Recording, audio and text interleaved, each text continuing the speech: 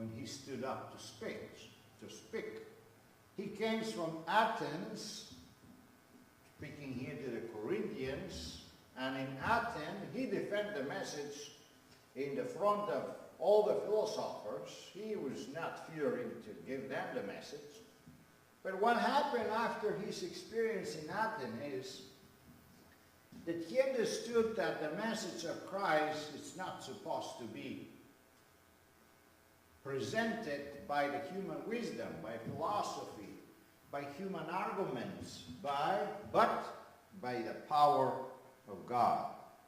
And this is why he was trembling here, fearing, because he understood the highly devotion, the very important part of speaking the message. It's not transmitting just the human knowledge or wisdom, but it's transmitting something of eternity, of importance, of incredible importance for the salvation of the human race.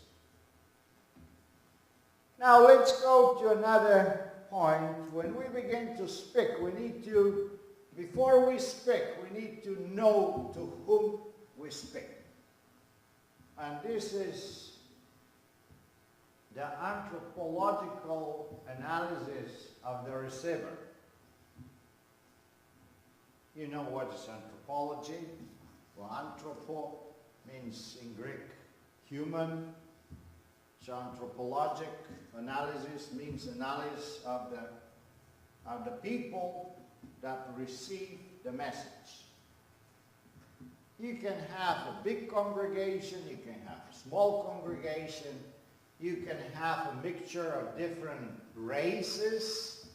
You can have black people, you can have Asian people, you can have white people, you can have European white people that thinks differently than the American white people.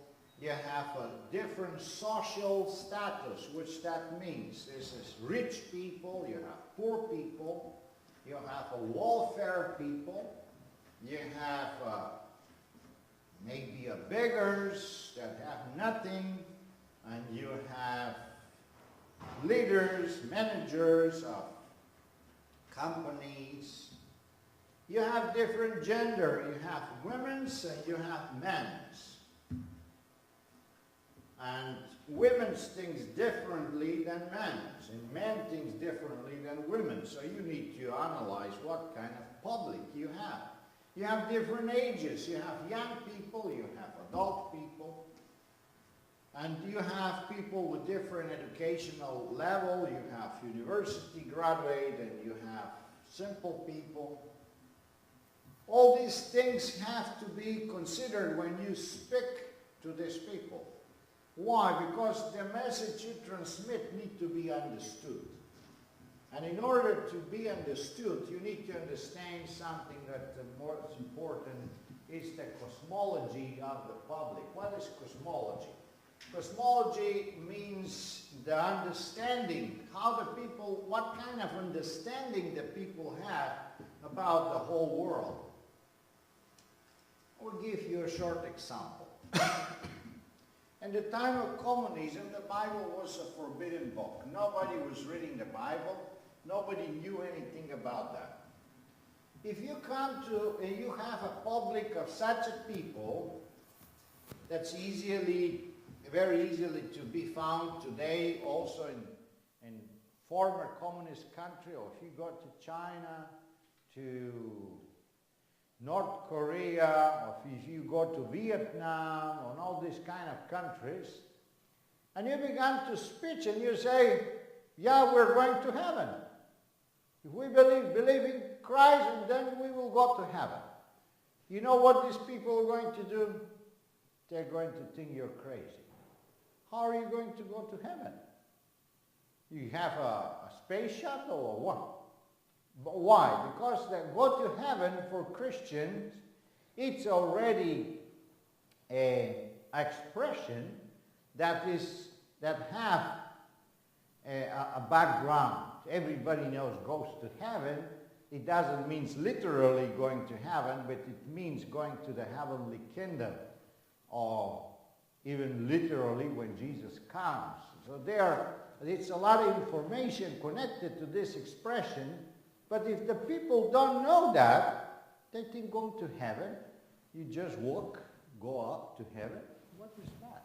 You know, you need to explain these things, otherwise they will not understand. We as a Seventh-day Adventists, we have our own cosmology, we have our own terminology. Let's say you speak and say, if you don't believe, if you don't overcome all your sins, you will not receive the latter rain. What is the people going to understand latter rain? Latter rain may be the rain that comes late in the afternoon, I guess. Yeah, that is the latter rain. And the early rain, it should be the morning rain. Why? Because come early in the morning. Something like that, but they will never associate that with a specific outpouring of the Holy Spirit. You need to explain that. That is the cosmology of the public. If you go to Africa and you speak about snow, they have never seen snow. They will not understand that. If you go to, let's say, you go to Africa and you go to some of the tribes there in the mountains, you give them examples of computer and software, they have no idea what it is. They have not even electricity. So you're speaking there and there, so they don't understand you and you don't understand them. It doesn't make any sense to preach this way. So you need to adapt your form of expression according the public and the way of understanding they have. Why race is so important? Because people are prejudiced. Especially in the United States, the Afro-Americans are very sensitive. I remember one brother was coming here, one Afro-American, and he still lives with a remembrance of the time of recession.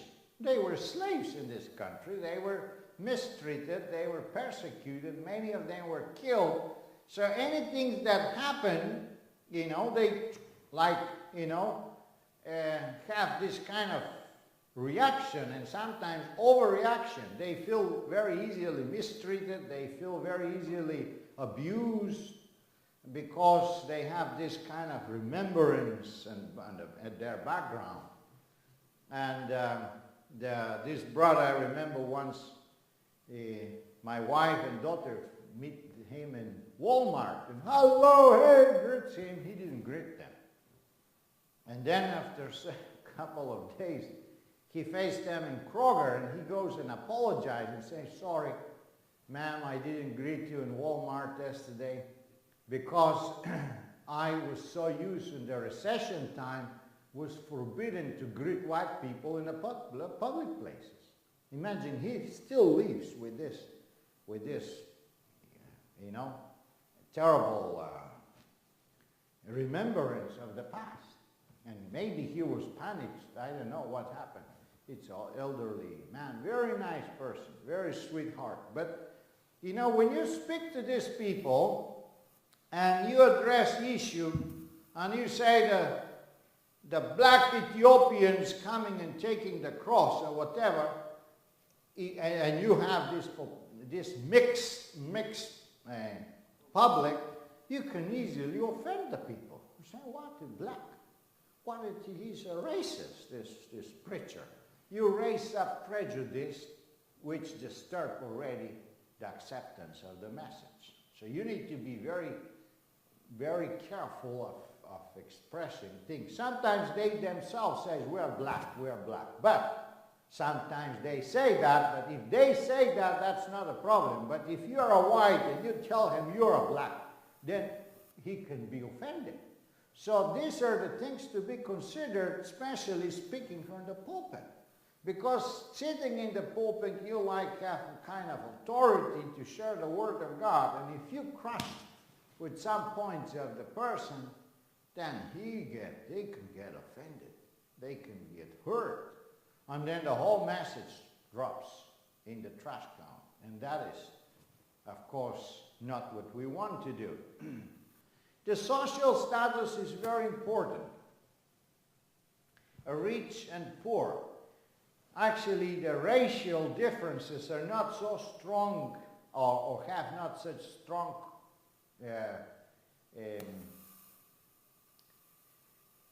how to say, not such a strong input in the history of humans as the social differences. The biggest bloodshed and revolutions all around the world have not taken place because of racial difference, but because of social differences.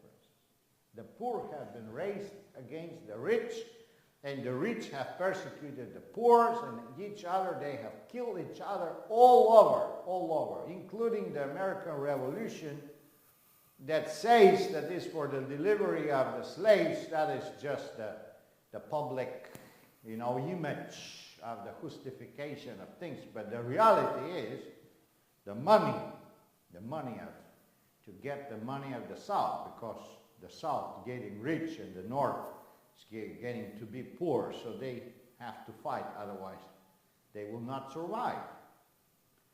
So the economical status is so important because that is based on the egoistic background of the people. The people can very easily be offended and hurt if you speak and you touch this kind of points. We have to touch this point, but we need to do it very, very wise with the tact. Yes.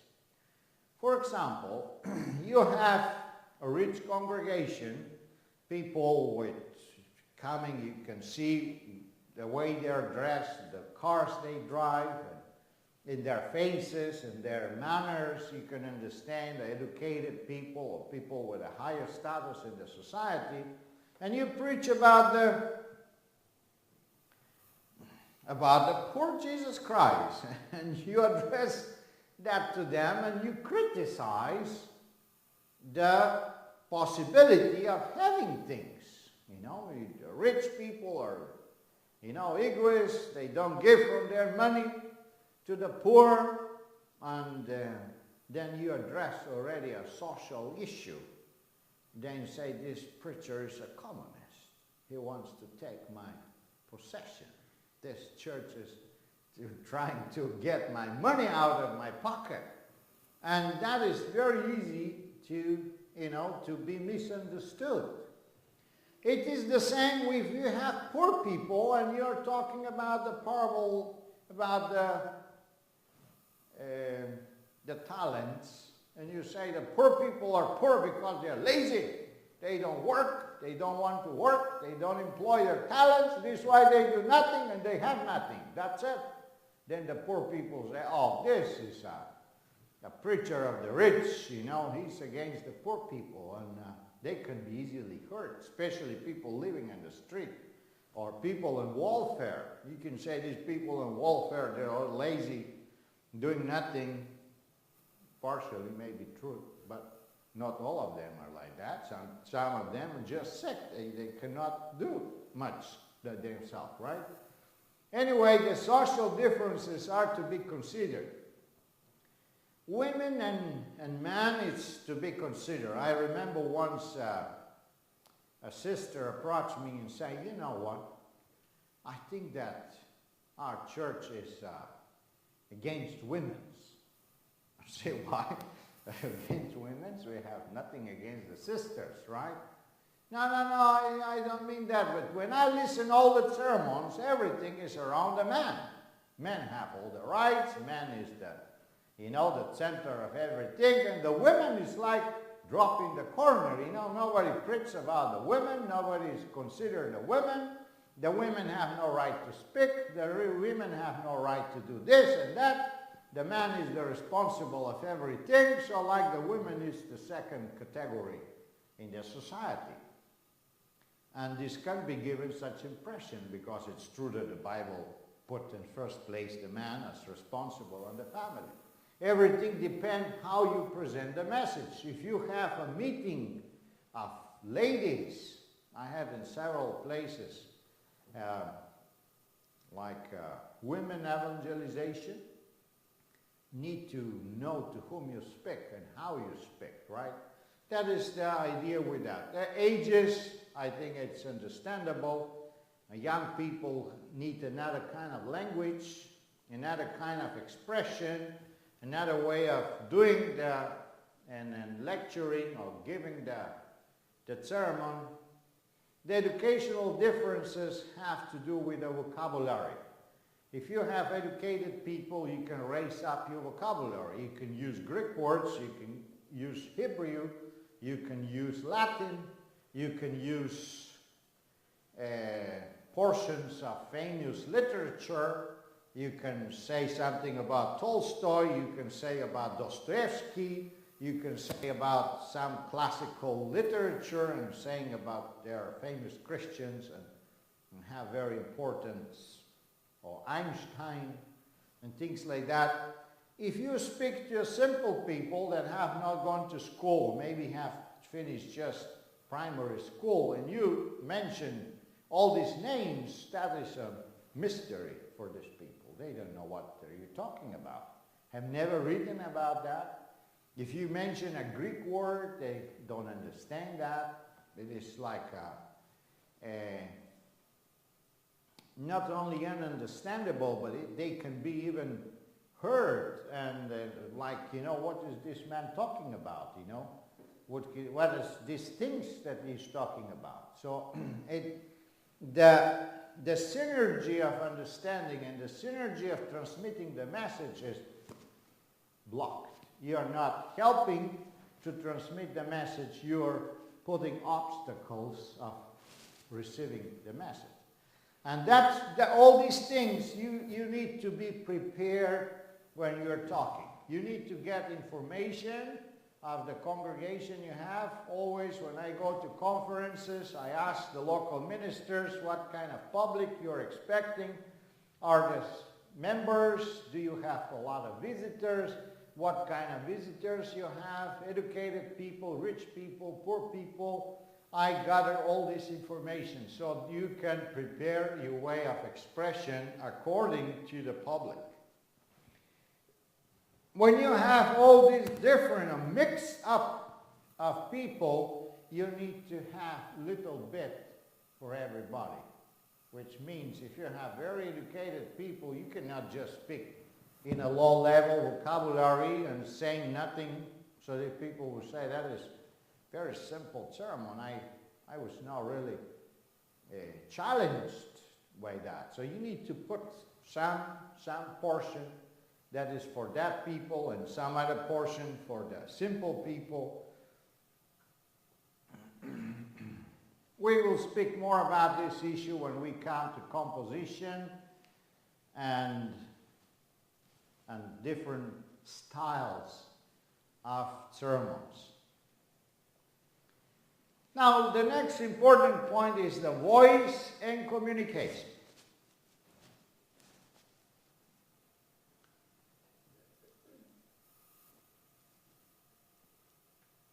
If I speak very silently, will you understand me? Will you understand what I'm telling you? You're not understanding what I'm saying because I'm talking very soft. In order to understand me, you need to hear a voice. The voice is the instrument in which we are supposed to transmit the message. The voice is a gift, incredible gift. And the only ones that understand it is the ones that don't have it. And they have another sign language. And they're saying, oh Lord, one day maybe when Jesus comes, I will have the possibility to speak. It's a tremendous tool of communication, the voice. When we speak about voice, we need to understand the strength of the voice. We can speak loud, and we can speak soft. How are we going to modulate the voice? That is very important. Everything depends on distance and sound and an echo. Now, if you have a room like this, it's very nice built. The floor is built up a little bit, especially, and the end of the room is a little higher. That is with acoustic, have a kind of, it was with the thinking of the acoustic. It's not really acoustic room, but you have a good possibility of hearing here. And this is a room for about 80 to 100 people, visitors. So more visitors you have, the clothes absorb the sound. And more visitors you have, louder are you supposed to speak, so that the last ones can hear. And you can easily make the experiment when you begin to speak. You begin to speak softly, and you can see in the faces of the people sitting in the last benches how they, they're trying to hear. They are concentrating to hear and then you raise up your voice until the last people are okay, they hear already. You can recognize that in their faces. That is the most simple way of doing things. If you're surprised and you go to a place without having possibility of have some experiments before that. Otherwise, you have a friend that goes in the back and says, did you hear me well? And you check the strength of the voice, a similar way as you're testing the audio system. You need to do that if you want to be understood, right? It is not good if you shout too much. It's not good because it's irritating. Sometimes if it is kind of illustration and you raise up your voice and so, it's okay. But if you speak all the time too loud, people are getting tired. They are getting disturbed. So you need to modulate the strength of your voice to be enough to be heard properly, and at the same time not to be too loud. It's a big difference if we speak outside in the nature, and you need to speak much louder than in such a close room. It's terrible if you're in Africa and it's raining and the roof is from this kind of metal plots and it makes all the time. Then it is almost impossible that they hear you. You need to shout incredibly. And you need to have training for that. Otherwise you will lay sick with inflamed voice organs if you don't know how to do it. So in order to regulate the strength of the voice, you need to use exercises of singing. It's the same like the singing, breathing, taking air and speaking from with the diaphragms. Yeah, with the diaphragms, and not so much with strengthening the throat. That will help you to transmit the voice. I hope that we will have some time for exercise.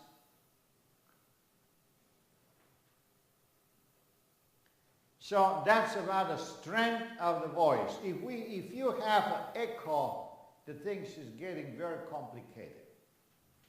What is complicated? The complicated is that you speak and then the voice comes back. So people hear 2 times the things you say. You need to be very careful not to raise up your voice. Another thing is the sound. If you have a sound system and you speak with microphone, that has to be adjusted as well. And you need to, speaking at the microphone, raising up your voice and lower your voice and see how the sound system works. If you have no time to practice before preaching, by preaching in the beginning, you have to practice and see what happened. And you need to talk with a sound system manager, like we have right now, our dear sister hiding there and operating the video things. There is always somebody staying on the audio pool. And it's happened to me, a very irritating experience. I was in one conference and I was speaking, and I will lower down my voice, and the boy that was sitting in the sound, he will raise up immediately up. And I will raise up my voice and he will put it down. And in this way I couldn't practically do any modulation. And finally I told him, please don't touch that anymore, please. Because I am the one that wants to modulate my speech. Not that somebody goes behind me all the time and runs up and down, you know. And this is to be considered sound, echo, and distance in order to adjust a strength of the voice. If we have the experience of singing, we know that we have an amplifier here in our natural building up on the face, so we can raise up our voice very strong, and it can be heard for a far distance if we know how to do that. I guess we better watch in singing, and you have this experience, right? How to sing, how to raise up the voice, how to use the amplifier. You put the voice hitting here in the top of the head. We can do some exercises, go out also and try to see, you know, that you do some experiments of stronger and softer speaking. The other things is the modulation of the voice. You can speak always at the same level of speaking and speaking at the same level of speaking and never make any modulation of your voice. You always speak at the same level. And you can modulate your voice. You can go down and you can go up. You can go down and you can go up. That is the modulation of the voice. When you are doing a voice without modulation, it is also a tiring. The people are getting bored of listening always the same level of speech. So modulating, it's like raising up their attention. So this is why it's very good that you attentionally train your speech. It's very important that you have a recorder. When you begin speaking, you record your sermons, you listen then afterwards, and you can understand your strong points, your weak points, and then you can train. You know, everybody needs some training. I continue training too. I'm learning all the time. Everybody learns all the time. So this is why it's very important. The modulation of the voice, it's a very important issue.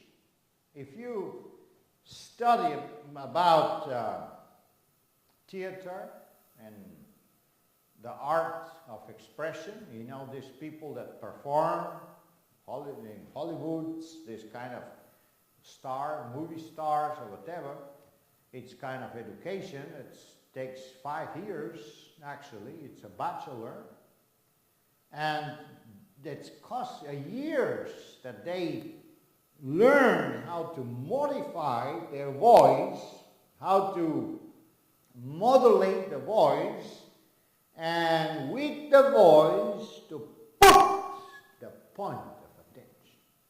Way how you express things, give already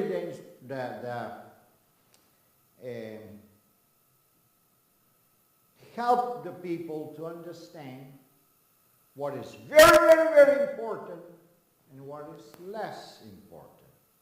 What is death and life experience and what is not so important. So all this kind of modulation of the voice can give you a lot of power and help the public to understand. The other thing is the melody of the voice, something that Sister White speaks a lot of, that every speaker should know how the melody of the voice works. And we need to train our voice to be more melodical, more beautiful, more nicer. And there are many exercises. To this point come some defects of the voice. We have a timbre, we have our own sound, specific sound, which make easy that we recognize each other when somebody calls you and you just listen to, oh, that's the voice of Brother Petco. So why? Because I have a specific, very specific voice timbre and color. But there are some defects to that, and we can annihilate these defects by exercises.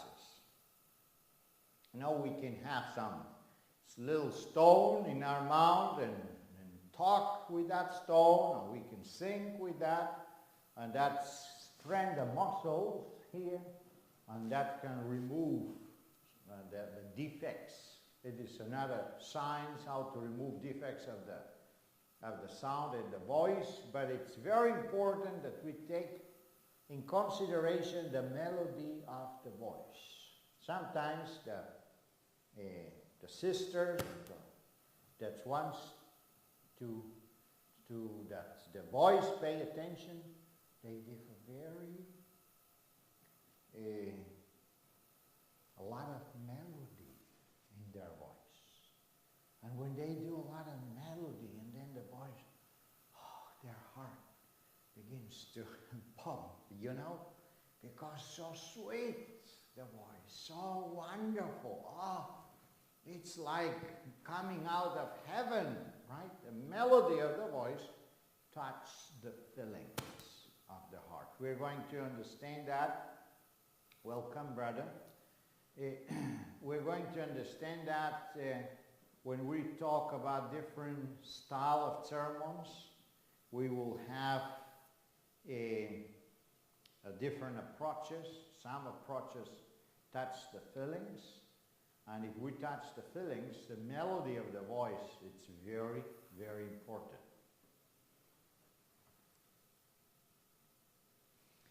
Let's have a break here,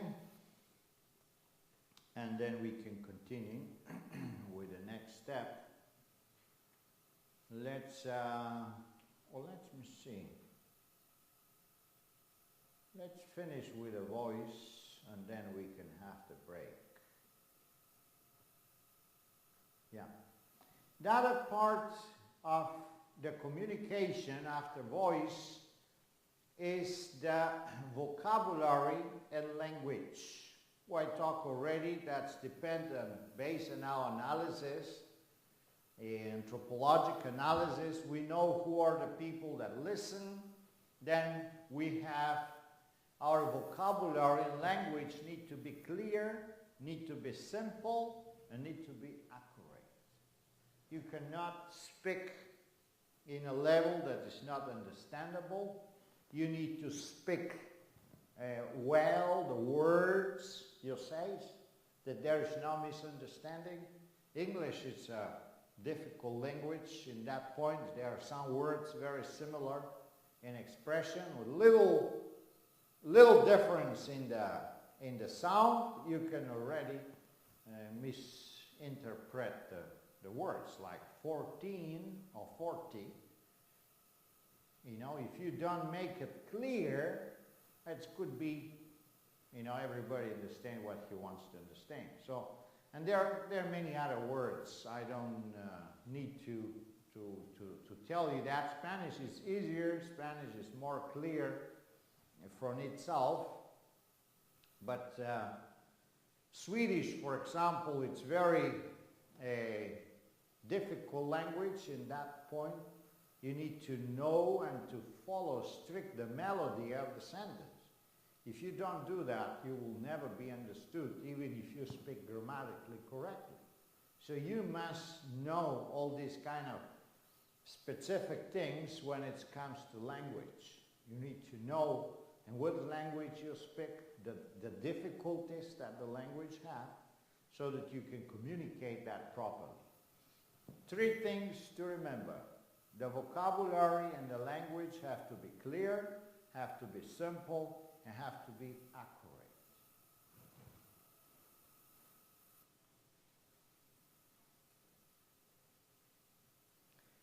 Gesticulation is the form how you move your body. And that's another language which people pay very little attention to.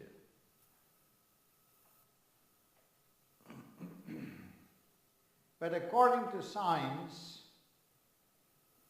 we transmit the message, we communicate 20 to 25% of the information is transmitted by the voice. 80 or 75% is transmitted by the body language. And that's what people pay very little attention to, but it's so important.